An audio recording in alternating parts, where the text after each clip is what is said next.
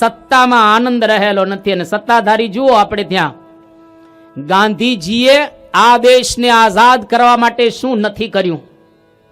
કરેંગે યા મરેંગે લેકિન આઝાદી લેંગે.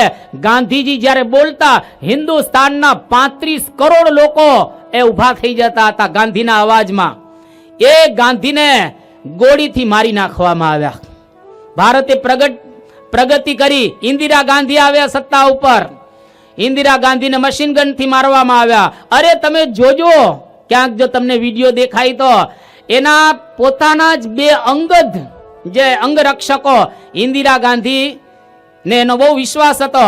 એકનું નામ રામુ, અને રામુએ ઇન્દિરા ગાંધીની સામે આમ બંદૂક ધરી. એ કે રામુ ये क्या कर रहे हैं?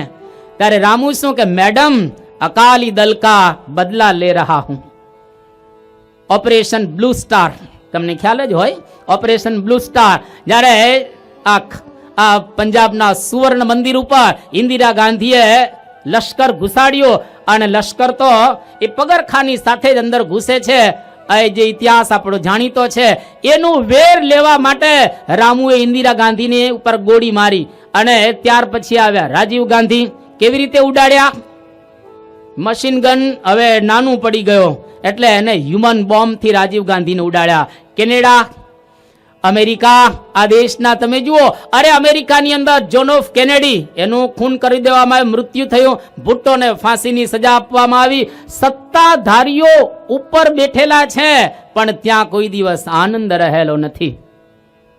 એટલા માટે સંતો એક બહુ સુંદર ગાયું કે મોટા મેલીને રાજ મરી ગયા રે. મોટા મેલીને રાજ મરી ગયા રે. મોટા મેલીને રાજ મરી ગયા રે. મોટા મેલીને રાજ મરી ગયા રે. જોતા જાગી ન લાગી વાર તોય જાણ્યા નહીં જગદીશને. એ જોને જાતા ન લાગી વાર તોય જાણ્યા નહીં જગદીશને રે. આ પ્રમાણે કેટલાય રાજાઓ રાજ છોડી છોડી આ લોકમાંથી વિદાય લઈ અને ગયા છે. એટલે એનો મતલબ એવો થયો કે સત્તામાં ક્યારેય સુખ શોધવું નહીં. અહીંયા આગળ વિદુર પ્રશ્ન કેટલો સુંદર કે સુખાય કર્માણી કરોતિ લોકઃ. લોકો સુખ માટે પ્રયત્ન કરે છે. કેમ એને મળતું નથી સુખ? તો કે સત્તામાંથી નહીં મળે તો સુંદરીમાંથી સુખ મેળવવાના પ્રયત્ન કરે છે. પૂછો ભર્તૃહરિ રાજાને, યયાતિ રાજાને, ઇન્દ્રને, અરે કેટલાય લોકોને પૂછો. જ્યારે લગ્ન થાય છે, અત્યારે લગ્નની સિઝન હમણાં 21 તારીખે પૂરી થઈ, બરાબર. હવે અત્યારે આ કમૂરતા કહેવાય. અત્યારે આ થોડાક દિવસ પાછી લગ્નની સિઝન શરૂ થશે. જ્યારે લગ્ન થાય એટલે તમને બધાને ખબર છે. એક ચિંતક એવી વાત કરી કે પહેલા વર્ષે લગ્ન થાય ને તો પુરુષ બોલે અને પત્ની સાંભળે, કારણ કે બહારના ઘરેથી આવ્યું એટલે ઘરનું વાતાવરણ ખ્યાલ ન હોય. એટલે પહેલા વર્ષે આવું વાતાવરણ ઘરમાં હોય. બીજા વર્ષે પત્ની બોલે અને પતિ સાંભળે, બીજું વર્ષ આવે એટલે. અને ત્રીજા વર્ષે બે જણા બોલે ને પાડોશી સાંભળે, એટલે ઝઘડાનો પ્રારંભ થઈ જાય.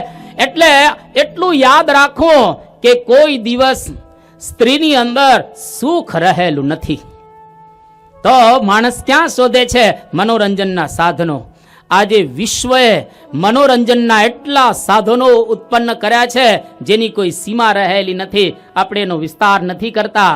એમાંથી એને સુખ ન મળ્યો. ભોજનમાંથી ઘણા લોકો ગોંડલથી રાજકોટ અને રાજકોટથી ગોંડલ આવે છે. શાના માટે? દરબારી ગોટા ખાવા. ઘણા ખપોલીથી મુંબઈ અને મુંબઈથી ખપોલી જાય છે બટાટા વડા ખાવા. અરે ઘણા લોકો અમદાવાદથી ખેડા જાય છે બાદશાહી ચા પીવા. ઘણા લોકો મુંબઈમાં એવા છે ઇડલી આવે મદ્રાસથી બાય પ્લેન અને ખાઈને આનંદ કરે. આવાય ઘણા રહેલા છે.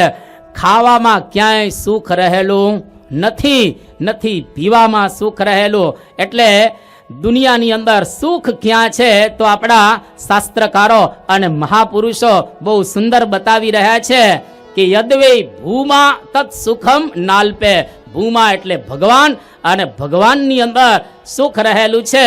એવી કોઈ જગ્યાએ આ સુખની અનુભૂતિ થતી નથી. એટલા માટે મહાપુરુષોની આ ભાષા છે. આપણે કોઈ દિવસ ક્યારેય બહારથી સુખ ન શોધતા અંદરથી સુખ શોધીએ. આ વિદુરજીને મૈત્રી જવાબ આપે છે.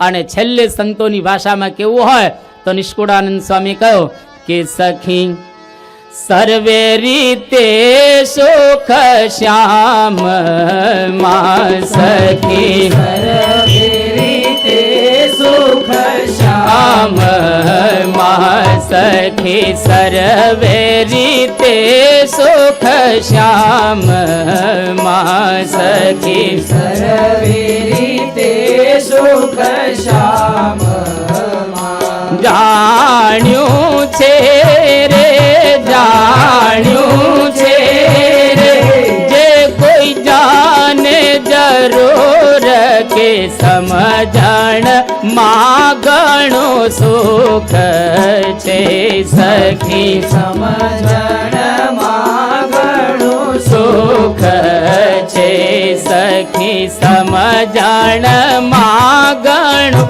સુખ છે સખી સમજણ માં ઘણું સુખ છે. આ પ્રમાણે મૈત્રેયજીને ઘણું ઘણું જ્ઞાન આપી અને કહે છે. મૈત્રેયજીએ છેલ્લે વિદુરને કહ્યું કે વિદુર, હવે મેં તને જે કંઈ જ્ઞાન આપ્યું છે કે ભગવાનની અંદર આનંદ છે, એ આનંદને હંમેશની માટે તારા જીવનની અંદર રાખજે તો તને સુખ પ્રાપ્ત થશે. અહીં આગળ આ કથાને આપણે પૂર્ણ કરીએ છીએ. આજની પારાયણને પણ આપણે પૂર્ણ કરી રહેલા છીએ.